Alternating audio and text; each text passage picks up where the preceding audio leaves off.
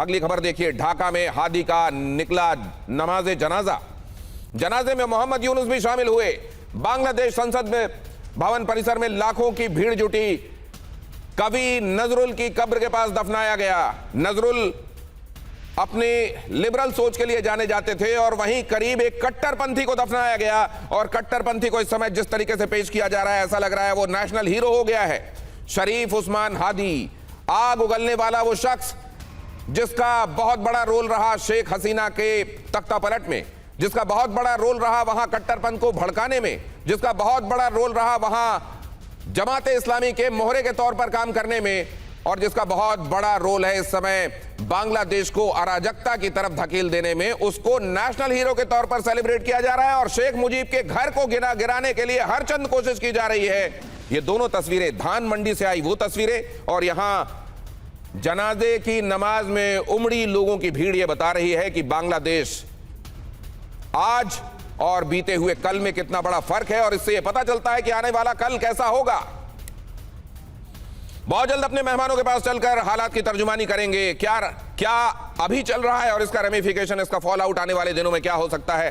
भारत के संदर्भ में इन तस्वीरों का, इन खबरों का विश्लेषण कैसे होना चाहिए, हमारे साथ मौजूद मेहमान आपको बताएंगे। लेकिन उससे पहले देखिए, लाखों लोग हादी को विदाई देने पहुंचे और यूनुस ने भी इस बात को कहा, यूनुस ने इस बात को अंडरलाइन किया कि लाखों लोग पहुंचे।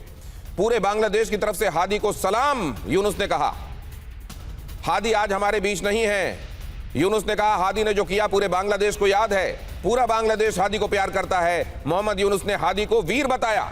वीर हादी के काम हमारे दिलों में है। हादी को बांग्लादेश कभी भूलेगा नहीं। कट्टरपंथ की मजम्मत करना, लेकिन कट्टरपंथी को सेलिब्रेट करना, हीरो के तरफ तौर पर प्रोजेक्ट करना, इंकलाब मंच के नाम पर हादी जो कर रहा था वो किसी से छुपा हुआ नहीं था।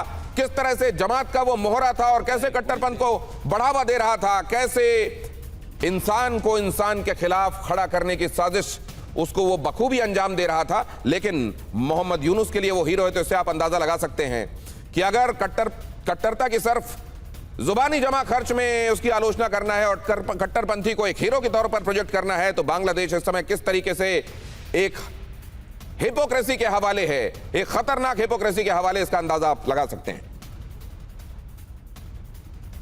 हादी के शव वाहन को छूने के लिए बेकाबू हुई भीड़। अब हीरो के तौर पर प्रोजेक्ट किया जाएगा अगर हादी, तो जाहिर है लोगों में, और वहां बहुतायत ऐसे लोगों की इस समय पाई जा रही है जो बगैर सोचे विचारे जमात के आह्वान पर वो करने के लिए निकल गए हैं कि लगता ही नहीं कि उनके पुरखों ने कुर्बानी दी है इस बांग्लादेश को बनाने के लिए। सड़क पर हजारों कट्टरपंथी जमा हुए। भारत विरोधी पोस्टर के साथ दिखे कट्टरपंथी। भारत विरोधी पोस्टर, हादी का नमाजे जनाजा, उसमें उस शव वाहन को, एम्बुलेंस को छूने के लिए लोगों में उतावलापन ये बता रहा है कि बांग्लादेश में किस तरीके की सोच हावी होती जा रही है। और बीते दिनों जिस तरह के आईएसआई के अधिकारियों के, पाकिस्तान के सेना से जुड़े हुए लोगों के दौरे हुए हैं पाकिस्तान में, पाकिस्तान से बांग्लादेश में, और बांग्लादेश जिस तरीके से पाकिस्तान के साथ प्रॉक्सिमिटी बढ़ाने के लिए इन दिनों ललायत दिखाई दे रहा है, आप समझ सकते हैं कि यह कट्टरता क्यों बढ़ती जा रही है। आज पाकिस्तान का हाल क्या है और बहुत जल्द बांग्लादेश का हाल क्या होने वाला है। अगली खबर यह कि हादी के अंतिम संस्कार के दौरान भीड़ बेकाबू भी हो गई। बैरिकेडिंग तोड़कर संसद में घुस गए समर्थक। ढाका की सड़कों पर अराजकता जैसी स्थिति दिखाई दी। भीड़ के सामने बांग्लादेश पुलिस मूक दर्शक दिखाई दी, लाचार दिखाई दी। अब ये अगर खड़े खड़े केवल तमाशा देख रहे हैं तो दो ही चीजें हो सकती हैं, या तो उनका जोर नहीं, या फिर उनको ये आदेश दिए गए हैं कि आपको भीड़ जो करे वो करने देना है। बांग्लादेश के ये हालात, इन हालातों का मतलब समझेंगे, इनकी तर्जुमानी करेंगे। कल क्या दिखा रहा है बांग्लादेश के संदर्भ में और भारत की चिंताएं इससे कितनी बढ़ रही हैं, भारत इसके लिए क्या कर रहा है, यह भी आपको बताऊंगा।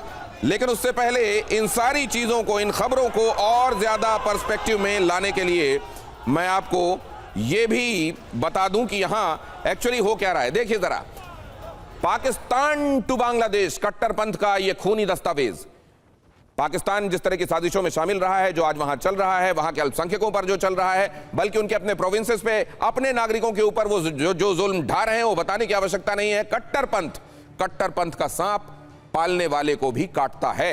यहां देखिए जरा क्या हो रहा है। कट्टरपंथ का सबसे अहम किरदार है जमाते इस्लामी।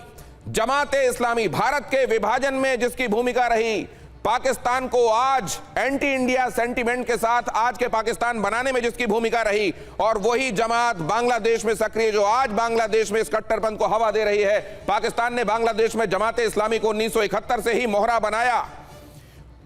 बांग्लादेश के लोगों को कट्टरपंथ की घुट्टी पिला रहा है जमाते इस्लामी।